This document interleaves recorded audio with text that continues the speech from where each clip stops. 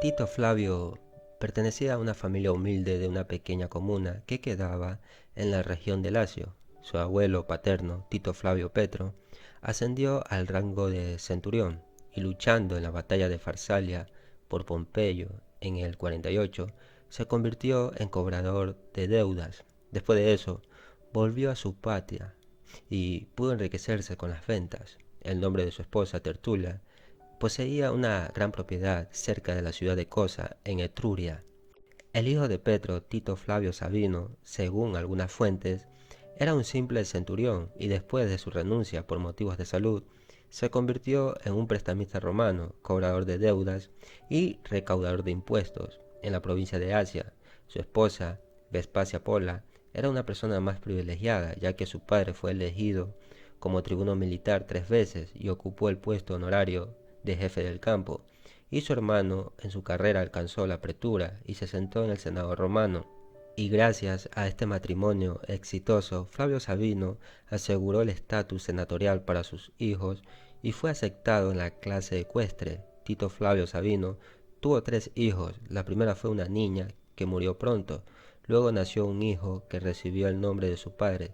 Y finalmente el tercero fue Tito Flavio Vespasiano. Según Suetonio, Vespasiano nació en un pueblo llamado Falacrinae, 5 años antes de la muerte de Augusto, es decir, el 17 de noviembre del noveno año después de Cristo. Pasó su infancia en la finca de su abuela Tertulia, en Etruria. Suetonio menciona que después de llegar al poder, Vespasiano visitaba a menudo esos lugares y honraba la memoria de su abuela de tal manera que en las fiestas y celebraciones siempre bebía solo con una copa de plata. Al llegar a la edad adulta, Vespasiano prefirió su vida privada a una carrera militar y política durante mucho tiempo. Solo los reproches de su madre le hicieron empezar a vestir una toga senatorial y optar por varios cargos públicos. En el 39 fue elegido como edil curul y pretor en el año 40, y una vez que tuvo la oportunidad de organizar cierto tipo de celebraciones, se consagró frente al emperador Calígula. Durante esa época contrajo matrimonio con Flavia Domitila, la hija de un caballero de Ferentium. Vespasiano y Flavia tuvieron 2 hijos, Tito y Domiciano, y una hija llamada Domitila. Su esposa Domitila y su hija murieron antes de que Vespasiano se convirtiera en emperador en el 69. Después de la muerte de su esposa, la amante de Vespasiano fue Antonia Caenis. Nunca hubo algo formal entre ellos dos, así que su relación continuó hasta que ella murió en el año 75. Cuando Claudio fue nombrado emperador en el 41, Vespasiano fue designado como general romano de la Legión Augusta, que se encontraba en Germania. Este nombramiento se debió a la influencia del liberto Tiberio Claudio Narciso, y esta misma legión participó en la invasión de Britania en el año 43. El futuro emperador se distinguió en esta campaña y tuvo batallas cruciales, donde logró asegurar los puertos de la costa sur y los puertos con mina de estaño de varios condados del Reino Unido. Según Suetonio, Tito Flavio participó en 30 batallas y durante esta campaña subyugó a 2 naciones y conquistó la isla de Vectis. Una vez que Tito Flavio regresa a Roma, obtiene la membresía en 2 colegios sacerdotales, presumiblemente el de pontífices y augures. Después se convirtió en cónsul, pero en el 54 Claudio y Narciso murieron y la vida de Vespasiano cambió radicalmente. Esto fue porque el poder sobre el imperio pasó al hijo adoptivo de Claudio, es decir, que el imperio quedó en manos de Nerón, y Nerón y Agripina odiaban a los amigos de Narciso. Además, después de Claudio, hubo un hijo natural de su anterior esposa, llamado Británico, y Vespasiano fue supuestamente uno de sus partidarios. Ya en el 55, Británico fue envenenado por su medio hermano y Tito Flavio tuvo que retirarse. Y en este punto, Vespasiano no solamente vivía apartado de los negocios, sino que según Suetonio, vivía en la pobreza. Sin embargo, esto podría ser una exageración asociada con el deseo de los historiadores flavios de presentar a Vespasiano como una víctima de Nerón. Después fue enviado como gobernador a la provincia de África. Según Tácito, su gobierno fue infame y odioso, pero según Suetonio, fue muy honorable. En una ocasión, escribe Suetonio, a Vespasiano le arrojaron nabos. Este nuevo cargo no le ayudó a enriquecerse y a su regreso a Roma, Vespasiano tuvo que hipotecar sus propiedades a su hermano y dedicarse al comercio de mulas. Los romanos consideraban humillante esta ocupación. Por esta razón, recibió el apodo de arriero. Y al regresar de África, Vespasiano recorrió Grecia con los súbditos de Nerón, pero perdió el favor imperial después de no prestar atención a los recitales del emperador con la lira, y así se encontró en el desierto político. Cuando Cayo Galo fue abatido por parte de los rebeldes judíos de Judea, Nerón fue informado de esa derrota y se dio cuenta que Vespasiano estaría a la altura para enfrentar este tipo de problemas. El hijo mayor de Vespasiano, Tito, sirvió como su ayudante personal y durante la guerra miles de judíos fueron muertos y muchas ciudades fueron destruidas por el ejército romano.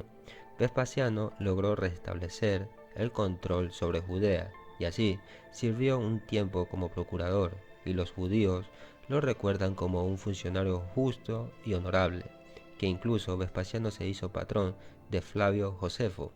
Después Suetonio menciona que Vespasiano, mientras estaba en Egipto, se convirtió en protagonista de 2 milagros.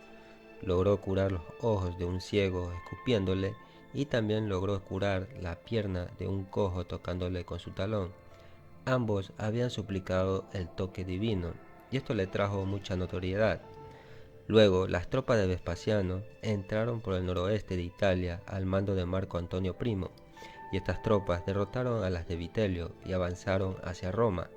Y tras una dura lucha feroz en la guerra civil, el Capitolio se incendió y el hermano de Vespasiano, que era el prefecto de la ciudad, fue asesinado por una muchedumbre de la que a duras penas escapó Domiciano.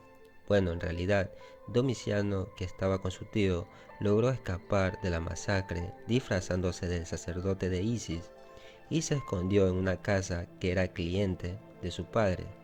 Después, cuando Vespasiano recibe la noticia de la derrota y muerte de su adversario Vitelio, numerosas embajadas lo felicitaron y el Senado, al día siguiente, lo proclamó como emperador. Esto ocurrió el 21 de diciembre del 69. Este mismo año estaba relacionado con la llegada de Galba en el trono y el ascenso de la nueva dinastía Flavia. Inmediatamente Vespasiano envió a su hijo Tito a Judea para ponerle fin a la guerra contra los rebeldes judíos. Una vez que Vespasiano regresa a Roma a mediados de los 70, emprendió de inmediato una serie de maniobras políticas destinadas a consolidar y legitimar su posición, a fin de prevenir una revuelta. Ofreció regalos a los ciudadanos y al ejército. Estando como emperador, reestructuró las órdenes senatorial y ecuestre, arrebatando a sus enemigos sus posiciones de poder y reemplazándolos por sus aliados. Además, abogó la autonomía regional de los griegos. Pero la tarea más importante de Vespasiano fue mejorar la situación financiera del imperio. Incluso bajo Nerón, el Estado no tenía suficientes fondos y durante la guerra civil, peor, la situación se volvió catastrófica ya que el tesoro estaba completamente vacío, tanto el tesoro privado y la reserva de monedas. En una de las primeras reuniones del Senado, después de la llegada al poder de Tito Flavio, se discutió la necesidad de limitar el gasto.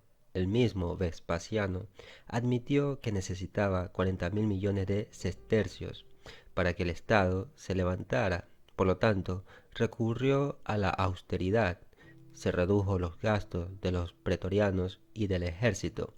Pidió el cobro de los impuestos no pagados bajo Galba, aumentó los impuestos de las provincias, incluso duplicándolos en algunos casos. En general, tenía un buen ojo para las finanzas. En cambio, hay otros que creen que fue empujado al saqueo y al robo por necesidad, por la extrema pobreza del erario y del fisco, que inmediatamente había denunciado desde el principio de su principado, declarando que 40.000 millones de sestercios para que el Estado se levantara. En otro caso también Tito reprochó a su padre Vespasiano por grabar también las dependencias. Tomó una moneda de la primera ganancia, se la llevó a la nariz y preguntó si apesta. No, respondió Tito. Pero esto es dinero de la orina, dijo Vespasiano. Suetonio después cuenta toda una historia o varias historias sobre cómo Tito Flavio rellenó el tesoro. El emperador compraba cosas para revenderlas con una prima, vendía puestos gubernamentales, aceptaba sobornos por tomar ciertas decisiones en los tribunales. Se cree que deliberadamente ascendió a los funcionarios más depredadores, a lugares cada vez más altos, para dejar que se beneficiaran y luego demandarlos. Además, el reinado de Vespasiano entre los años 71 y 79, los historiadores afirman que ordenó la construcción de diversos edificios públicos. El emperador intentó reconstruir Roma, la capital del imperio. Construyó el Templo de la Paz y el de Claudio deificado. Construyó la estatua del dios Apolo, la cual había sido proyectada durante el reinado del emperador Nerón, al que dedicó una parte del teatro Marcelo. Comenzó la construcción del Coliseo. Suetonio informa que al comienzo de los trabajos en el Capitolio, Vespasiano fue el primero en limpiar los escombros con sus propias manos y llevarlos sobre su propia espalda. 3.000 tableros de cobre con registro de actos legislativos fundidos durante el último incendio fueron restaurados según la lista por orden del emperador, y esta fue la ayuda más antigua y excelente en los asuntos estatales. En cuanto a la política religiosa de Vespasiano, fue tradicionalista. Tito Flavio utilizó la religión romana para consolidar su poder, del que se apoderó sin ningún derecho legal. La ausencia de parentesco con los julio-claudianos determinó la peculiaridad del culto imperial en esa época. Esto alcanzó su formalización y la transformación del culto individual del emperador en la veneración del Estado romano como tal, y así el culto imperial se hizo universal y obligatorio. Además, se extendió por todo el imperio romano. Con respecto a la política militar, Vespasiano fue muy meticuloso y victorioso. Puso todo su empeño en mantener un alto nivel de preparación y disciplina en las diferentes unidades del ejército romano. Suetonio menciona que desde su llegada al poder se levantaba siempre antes del amanecer y empezaba su trabajo. Una vez leídas todas las cartas y de haber examinado las partes de los empleados del palacio, hacía entrar a sus amigos y mientras recibía sus saludos se calzaba y vestía por sí mismo. Después de despachar todos los asuntos, paseaba en litera, volvía luego a descansar un poco, teniendo a su lado, por supuesto, algunas de las numerosas concubinas elegidas por él después de la muerte de Cenis para reemplazarla. De allí pasaba a la sala de baño y de ésta al comedor. Se asegura que este era el momento en que se le veía de mejor humor, y el que cuidaba de estas oportunidades, las personas de su servicio se dirigían para pedirle sus peticiones. También Suetonio consideró el reinado de Vespasiano como una era de estabilización y fortalecimiento del imperio. Vespasiano murió en el verano del 79, estando en campaña. Sintió los primeros ataques de fiebre y regresó a Roma, y de allí se dirigió a Cutilia, en la tierra de los Sabinos, donde solía pasar el verano. Allí la enfermedad se intensificó debido a los baños demasiado frecuentes en agua fría. Sin embargo, el emperador continuó ocupándose de los asuntos estatales, trabajando con documentos y recibiendo embajadores. Suetonio relata que sintiéndose enfermo habría dicho, burlándose de la deificación a la que eran sometidos los emperadores después de su muerte. Y mientras agonizaba, Vespasiano exclamó: «Declaro que el emperador debe morir de pie», y tratando de levantarse y de enderezarse, murió en los brazos de los que lo sostenían.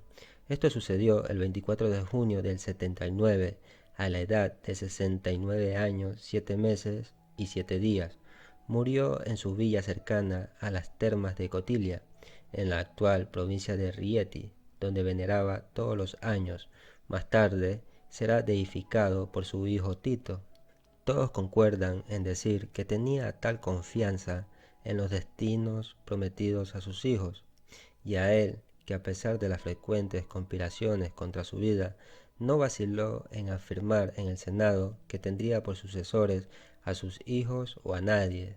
Se decía también que en sus sueños vio una balanza suspendida en perfecto equilibrio en el vestíbulo del palacio, en un platillo de la cual estaban Claudio y Nerón, y en el otro sus hijos, igualdad que se encuentra en el cómputo de los años, puesto que unos y otros reinaron al mismo tiempo.